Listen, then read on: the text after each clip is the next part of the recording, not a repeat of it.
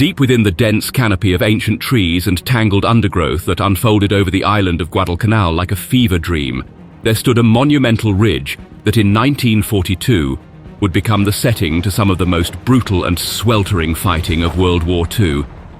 For the Japanese, the ridge was the only thing standing between their troops and Henderson Field, a vital airbase that gave US forces air supremacy over the region.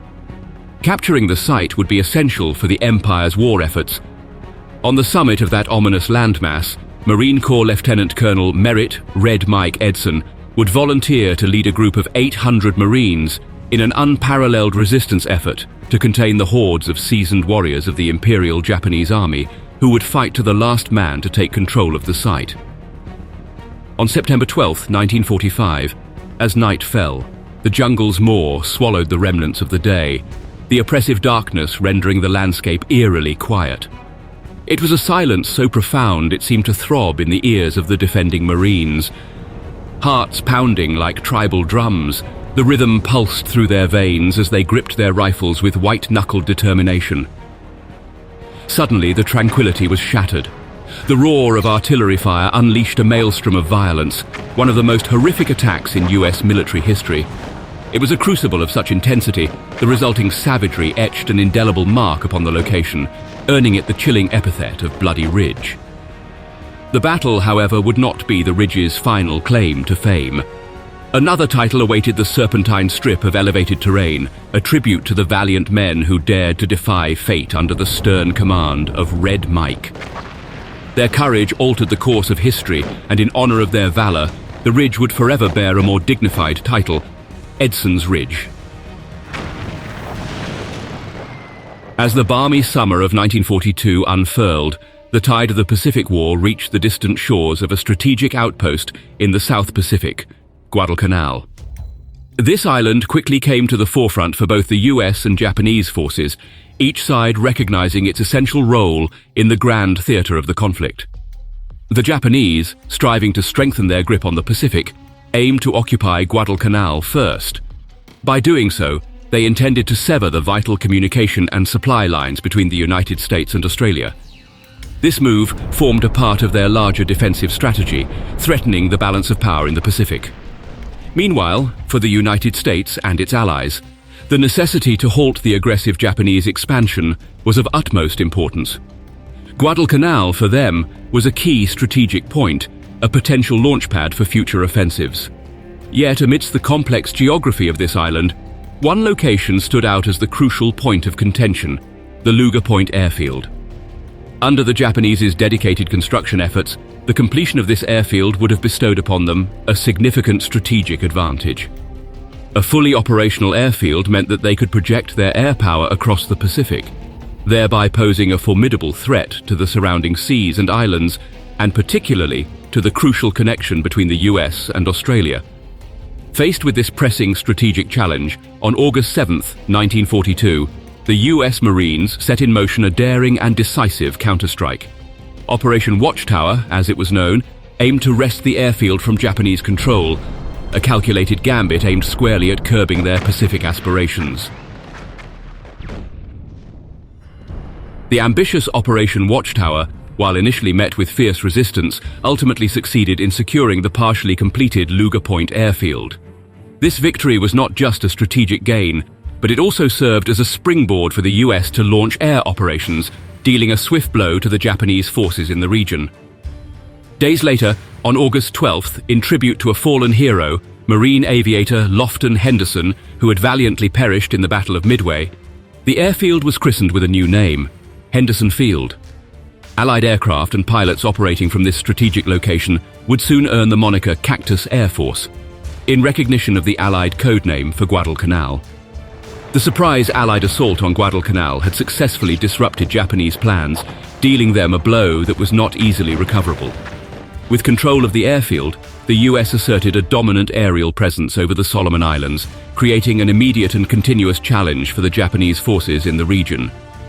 In response to the escalating situation, General Alexander Archer Vandergrift deployed his formidable 1st Marine Division, a force of 11,000 men, to fortify a flexible defensive perimeter around Henderson Field.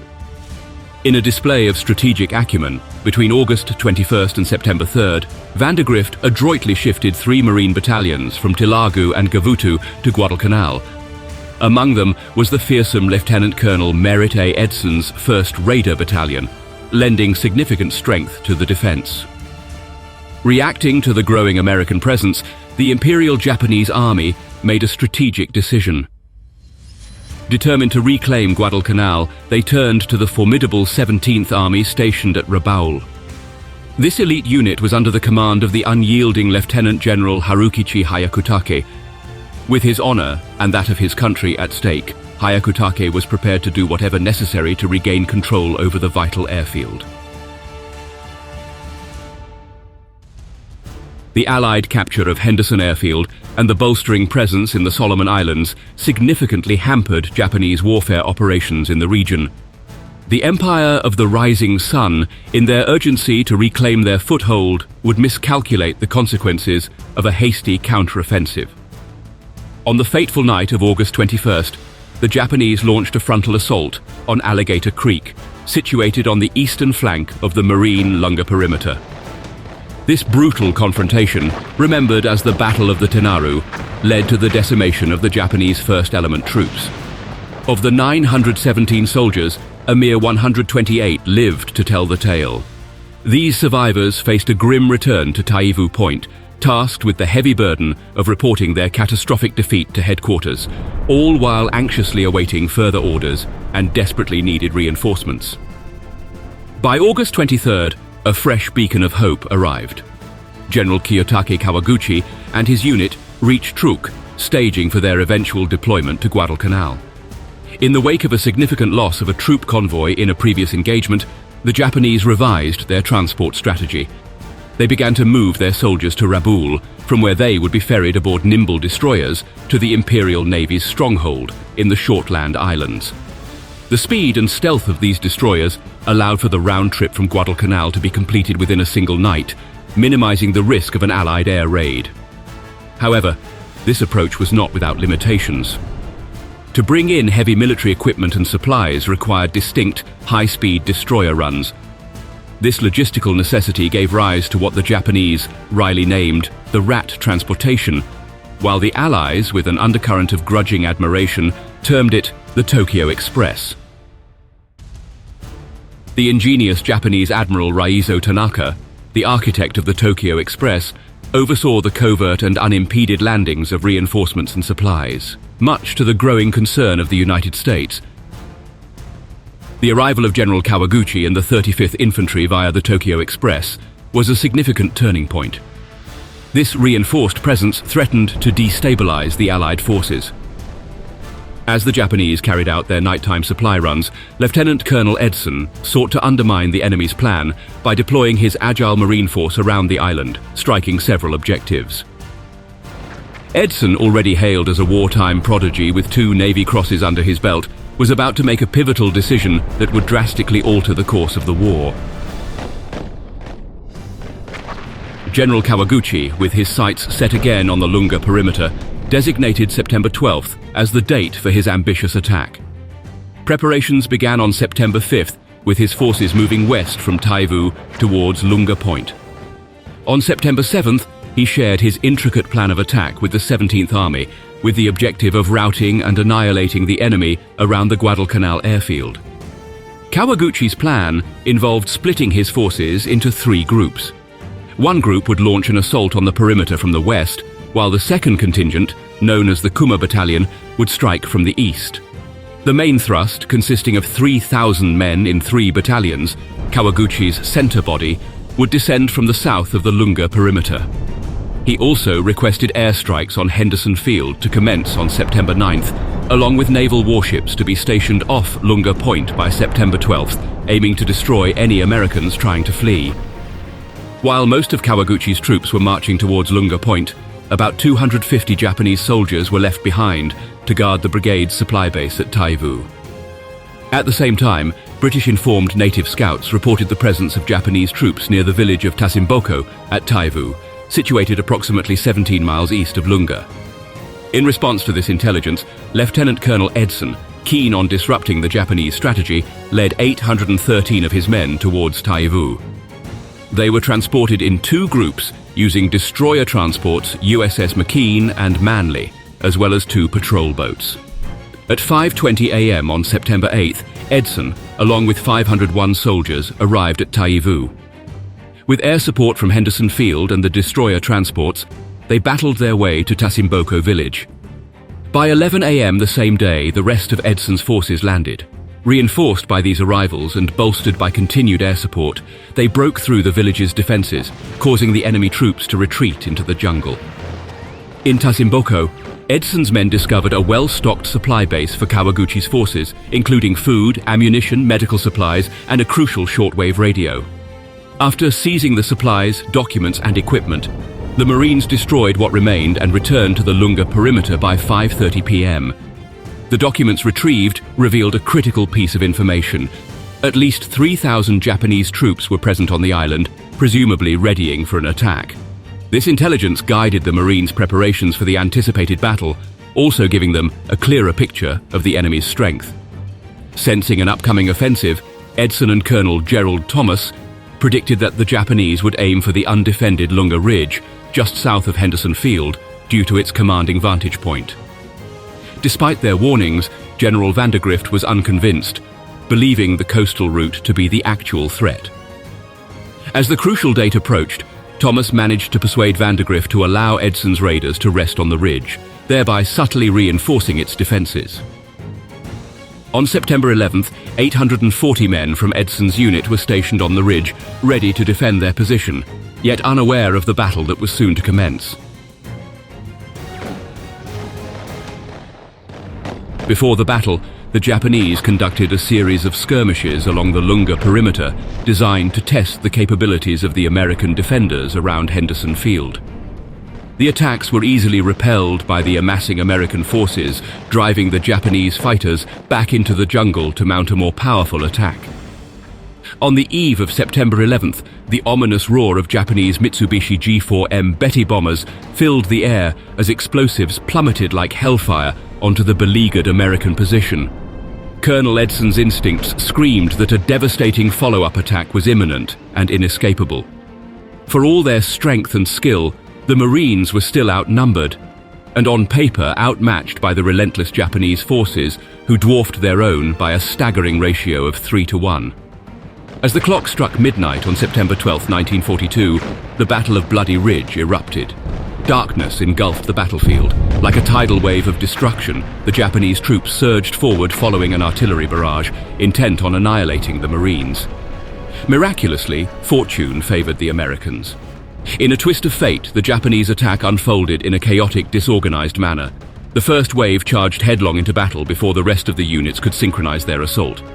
Adding to that, in all its lush and merciless beauty, the jungle surrounding the ridge was a treacherous labyrinth of impassable terrain, suffocating air and all-encompassing undergrowth that magnified the Japanese mistakes and robbed them of precious time. This critical misstep allowed Edson to seize the opportunity, fortifying the perimeter and steeling his men for the inevitable onslaught of further attacks.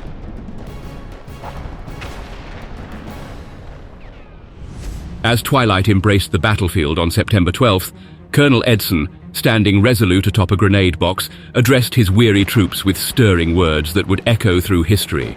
Quote, "You men have done a great job so far, but I have one more thing to ask of you. We have to hold out just one more night.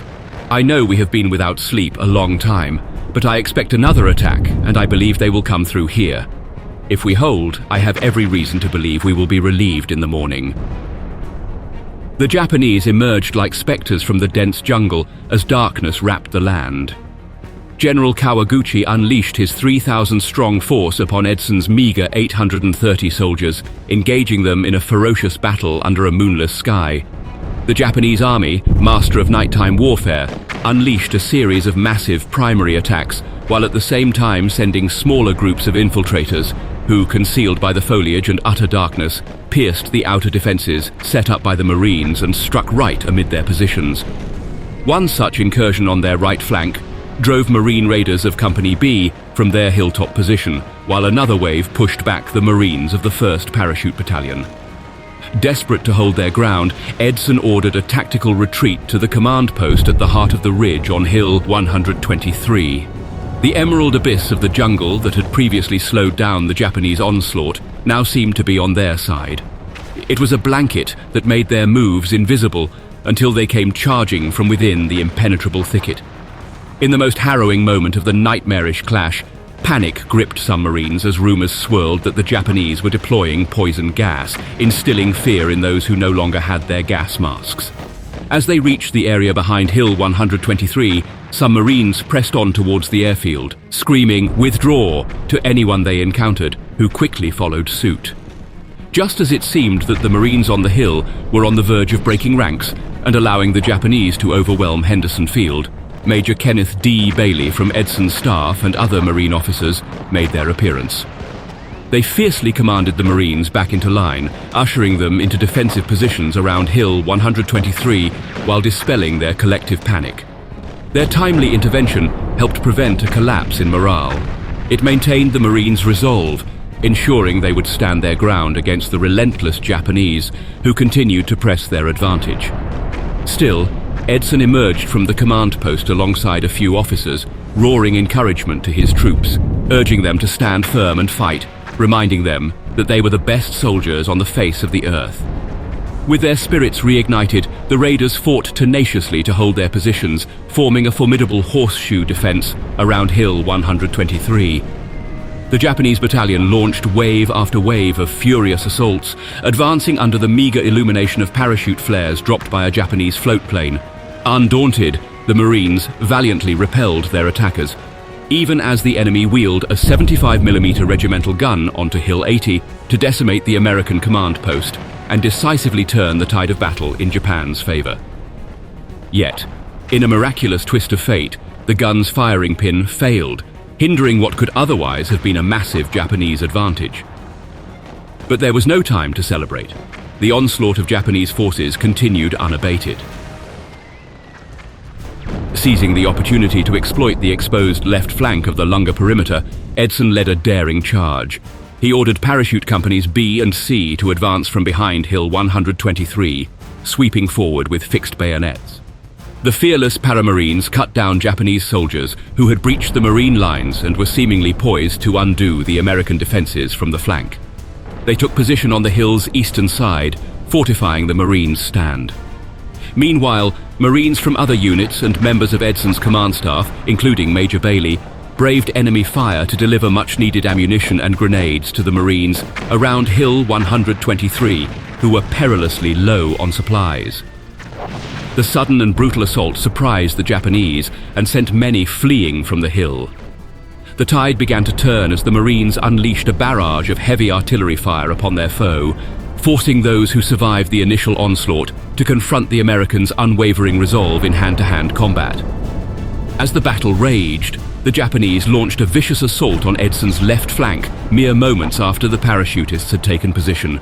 Yet the indomitable Marines held their ground, repelling the enemy with a deadly hail of rifle, machine gun, mortar and grenade fire. The Marine 105mm and 75mm artillery added to the devastation, tearing through the Japanese ranks. One captured soldier later recounted that his unit had been annihilated by the Marine artillery fire, with a mere 10% surviving the onslaught. Marine Captain William J. McKinnon, a participant in the battle, recounted the relentless nature of the Japanese onslaught. Quote, "The Japanese attack was almost constant, like a rain that subsides for a moment and then pours the harder. When one wave was mowed down, and I mean mowed down, another followed it." By 4 a.m., after enduring a relentless series of attacks that saw some devolve into brutal hand-to-hand combat and being subjected to incessant sniper fire from all directions, Edson's men were reinforced by troops from the 2nd Battalion, 5th Marine Regiment. Together, they repulsed 2 more ferocious Japanese offensives before the first light of dawn. Throughout this harrowing night, Colonel Edson remained steadfast, standing a mere 20 yards behind the Marine firing line on Hill 123, rallying his troops and orchestrating their defensive efforts with unwavering determination. Marine Captain Tex Smith, who was able to observe Edson for most of the night, said, quote, "I can say that if there is such a thing as one man holding a battalion together, Edson did it that night. He stood just behind the front lines, stood when most of us hugged the ground. Amid the savage fighting, fragments of 3 Japanese companies, 2 from Tamura's and 1 from Watanabe's battalions, managed to circumvent the Marine defenses on the ridge. Despite suffering heavy losses, they reached the edge of Fighter 1, a secondary runway at Henderson Field. However, a swift counterattack by Marine engineers thwarted the advance of 1 Japanese company, forcing them to retreat. The other 2 companies, hesitant to venture into the open area surrounding the airfield without reinforcements, withdrew to their original positions south of the ridge as day broke.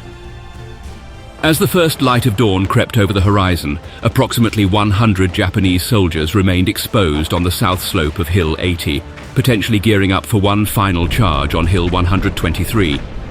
However, guided by the emerging daylight, 3 U.S. Army P-400 Airacobra fighters from the 67th Fighter Squadron at Henderson Field dashed into the fray, strafing the exposed Japanese troops near Hill 80, cutting down most of them. The few survivors fled back into the ruthless jungle. The Battle of Bloody Ridge would forever be etched in the annals of Marine history as a momentous victory, immortalized as the Battle of Edson's Ridge. At precisely 5 minutes past 1 in the morning on September 14th, General Kawaguchi ordered a retreat, leading his remaining soldiers away from the ridge and into the sheltering jungle. There, they tended to the wounded and rested for a day. Kawaguchi was then instructed to withdraw westward towards the Matanikau River Valley. The able-bodied soldiers had to assist in transporting the wounded. They journeyed hungry and exhausted, consuming the last food supplies the morning before their withdrawal. Many abandoned their rifles and equipment to endure the grueling trek. Only half of them were armed when they reached Kokumbona to rendezvous with another unit. During the battle, General Kawaguchi lost over 850 men, and an unknown number of wounded soldiers perished during the arduous journey to Matanikau. The Marines estimated they had eliminated around 500 Japanese soldiers while losing 80 comrades between September 12th and 14th. On September 17th, Vandergrift dispatched 2 companies from the 1st Battalion to pursue the retreating Japanese. They were ambushed by rearguards, and while 1 Marine platoon was lost, the remainder returned to the Lunga perimeter. Vandergrift denied a request to rescue the missing platoon. Only a few wounded members of that platoon were ever heard from again. On September 20th, a patrol from Edson's battalion successfully engaged a retreating column of Japanese soldiers. While the Japanese regrouped and strategized, the Americans focused on fortifying the defenses at Lunga. Vandergrift brought another battalion from Tulagi, and an Allied naval convoy delivered over 4,000 troops from a provisional Marine brigade. The US established a formidable line of defense around the perimeter with these reinforcements. The Imperial Japanese Army had not experienced such a significant defeat before the Battle of Edson's Ridge in the entire war. Upon learning of the loss, the High Command recognized that Guadalcanal could be a pivotal factor in the broader conflict. The battle sent shockwaves through Japanese strategy across the Pacific. The Empire would never be able to reclaim Henderson Field, bestowing upon the Americans an insurmountable air supremacy over the Solomon Islands that would pave the way for a successful and devastating island-hopping campaign during the remainder of the war. General Hyakutake had to withdraw troops from New Guinea, only 30 miles from their target of Port Moresby, to reinforce the Solomon Islands front. This decision proved costly. The Japanese never regained the momentum to resume their assault on Port Moresby. The battle underscored the strategic importance of Guadalcanal, as both sides intensified their efforts to secure the island. The American lines around Henderson Field became impenetrable with improved defenses and reinforcements. Ultimately, the Battle of Edson's Ridge signaled the beginning of the Japanese decline in the South Pacific, shifting the balance of power in favor of the Allies and triggering the twilight of the once mighty empire of the rising sun.